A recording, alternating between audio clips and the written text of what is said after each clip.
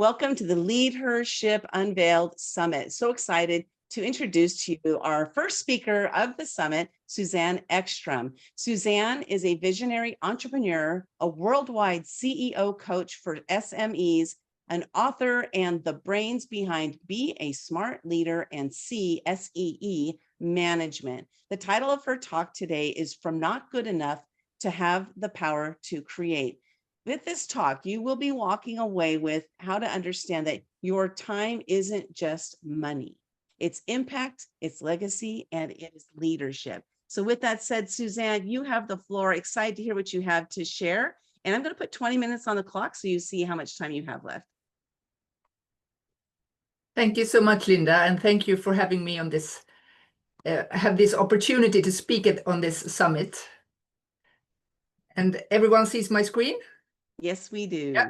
Perfect. First, I will talk a bit on what I do, and then I will speak about my journey from not good enough and to come to the place where I have the power to create.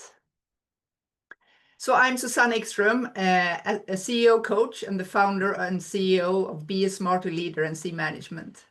And I've helped my clients increase their profits by more than $30 million in the last 5 years. And I've remodeled over 6,500 smarter leaders worldwide. And I turn CEOs into confident leaders with mental space and a team that's all in, while owning their time, leading with clarity, and growing their people and profits. And to be able to do that, to build winning companies like these, you need to have the willingness, the mindset and the mental space, the focus, the energy, and the time to do so. And let's face it, your time is the hardest one to control. I will just start my timer here as well.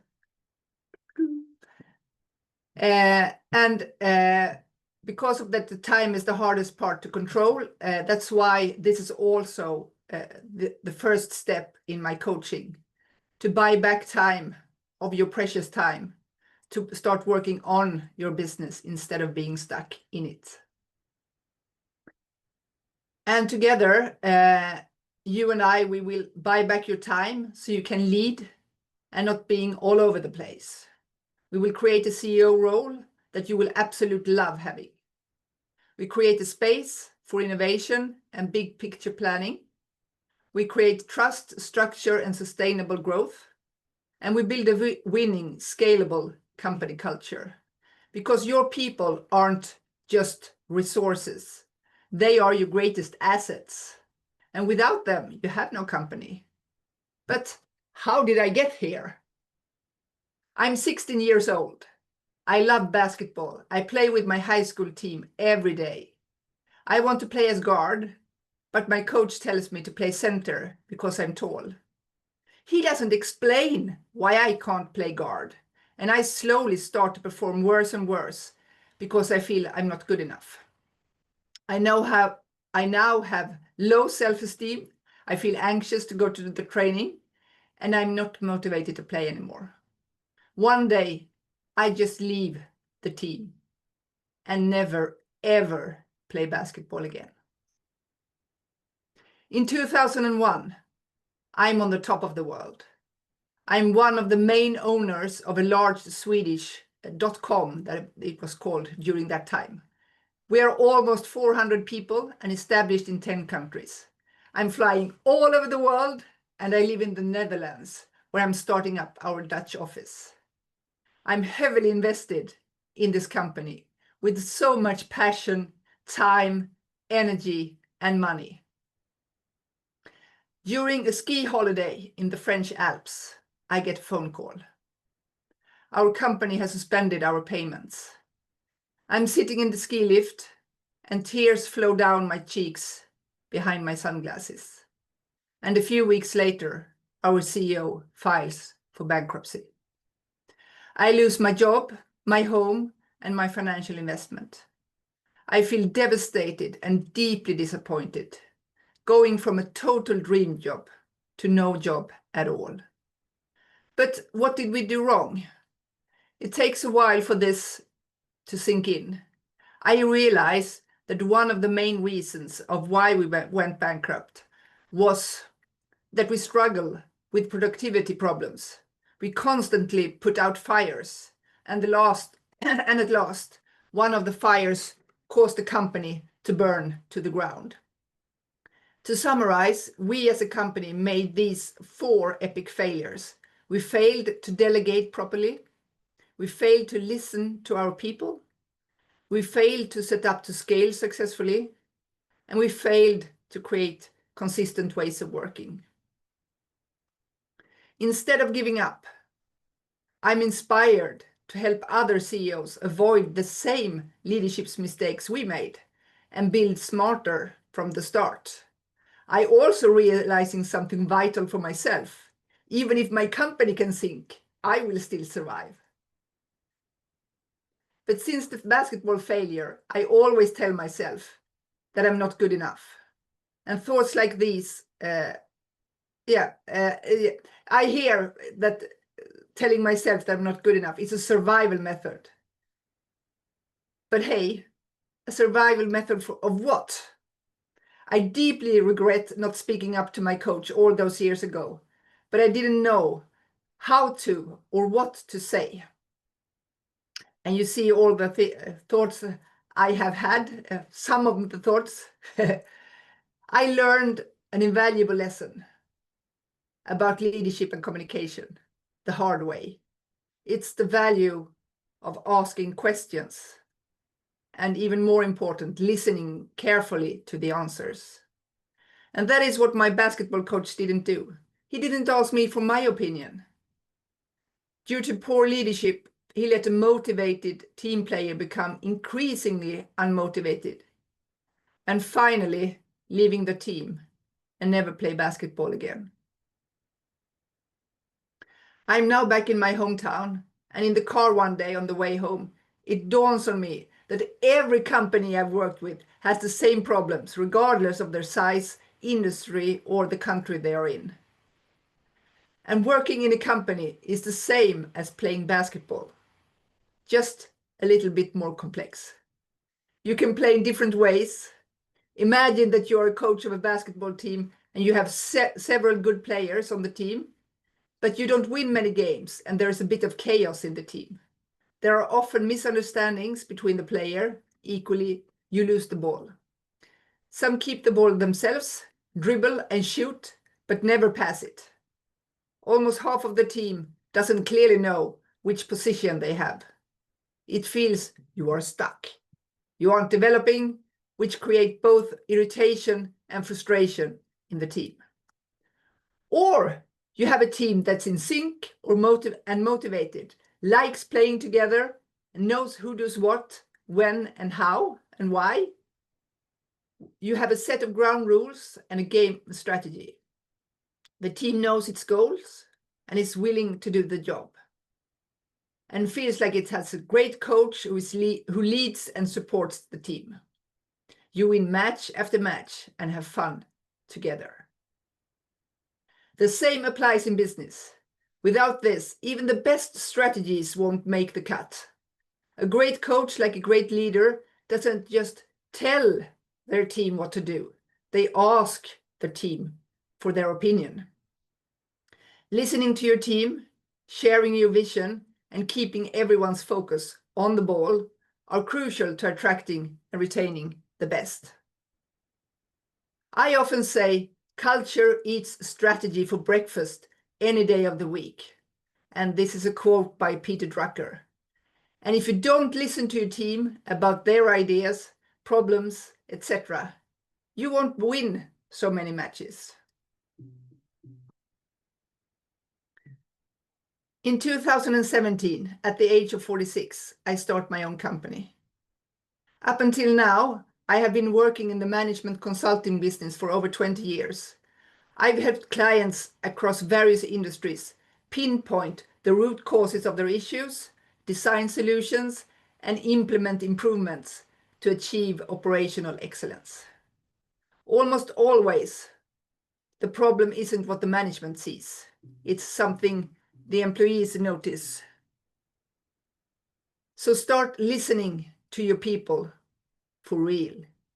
I have a saying, when you dress for work in the morning, also put on your large ears. Because when you start listening, suddenly both opportunities and problem areas are popping up. Like, if you've been in the forest looking for mushrooms, first you don't see any, then you look for a while more, no mushrooms in sight, and then suddenly you see some, and then you see them everywhere. And by addressing the right issue, you gain the cultural buy-in, and then ensure you involve the team in building your companies better tomorrow. This approach has been my red thread since the bankruptcy in 2001. It brings me lots of joy and exciting assignments.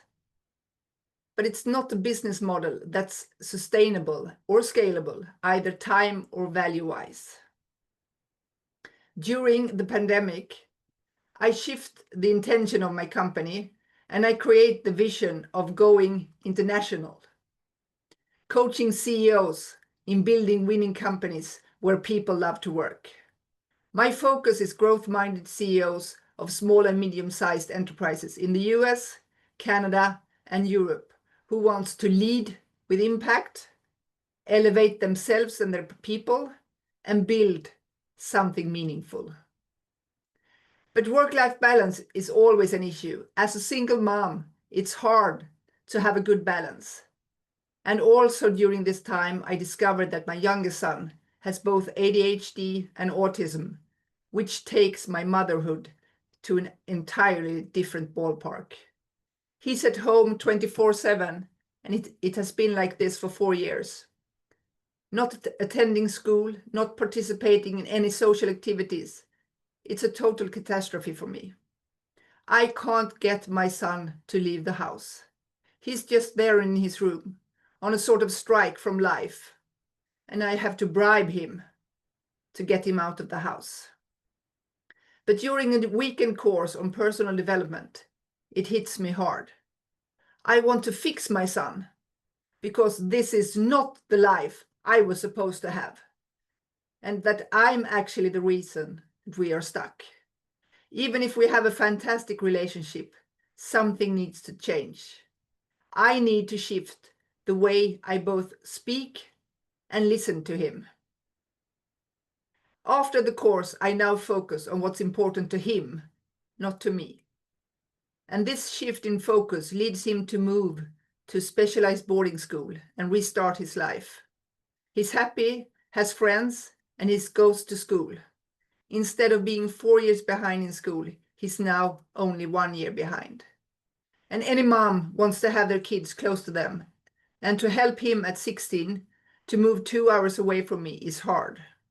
But now I know that he has more people in his life who cares about him, and he gets the help and support he needs that I alone can't fully provide.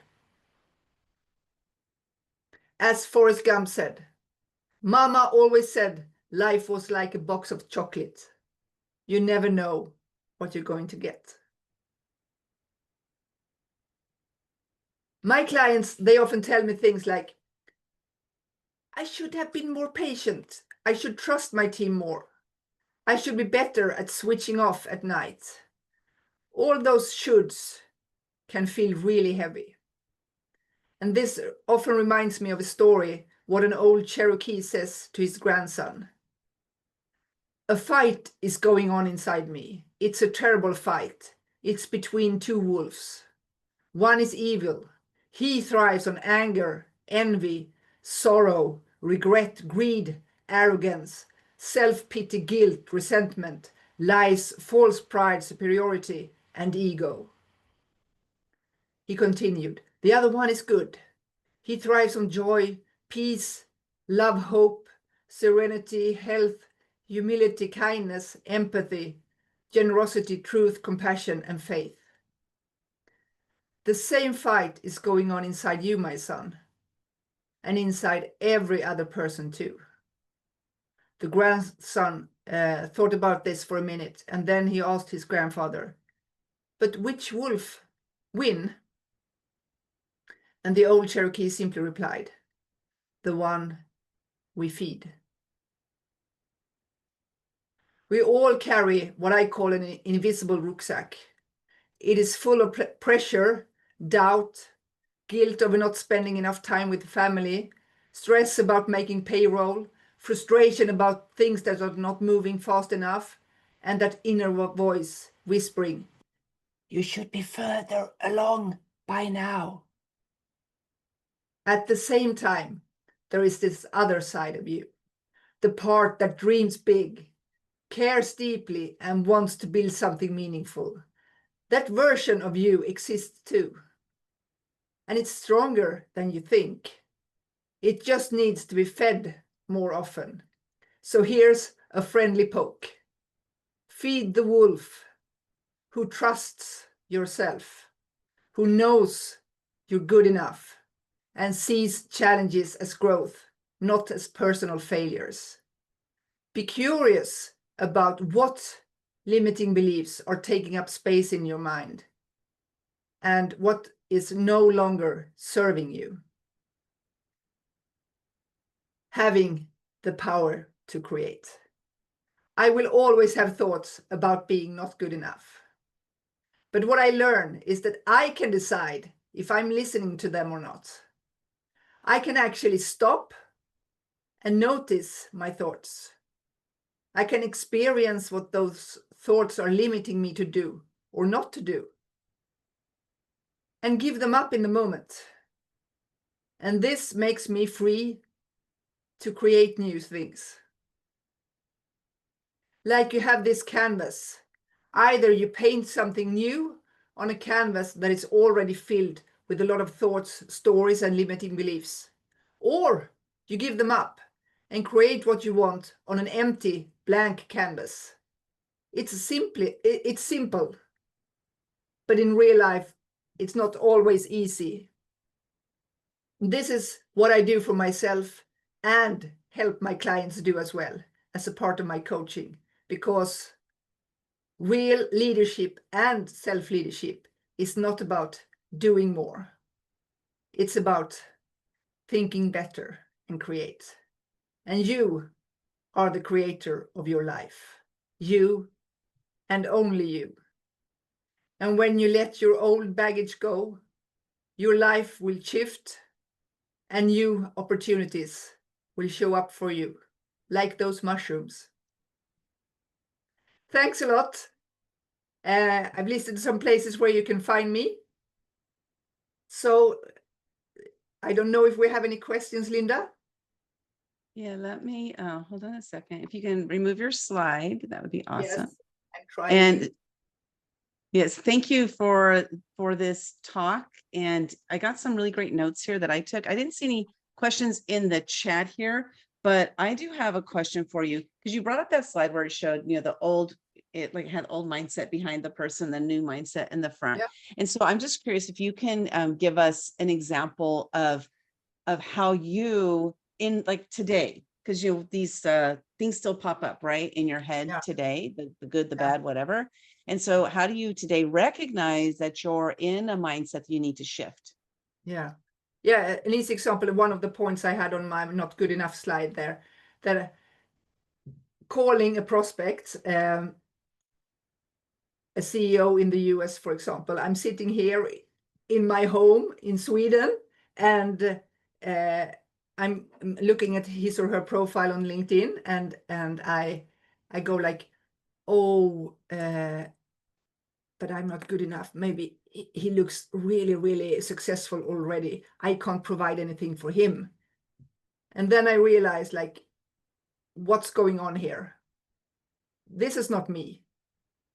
I'm not this person. I'm a knowledgeable, creative person, and this would be really fun to work with him, and we could do great things together. So there I switch, and also and just pick up the phone. And also, if you pick up the phone, you call with someone, maybe that person hangs up in the middle of a sentence.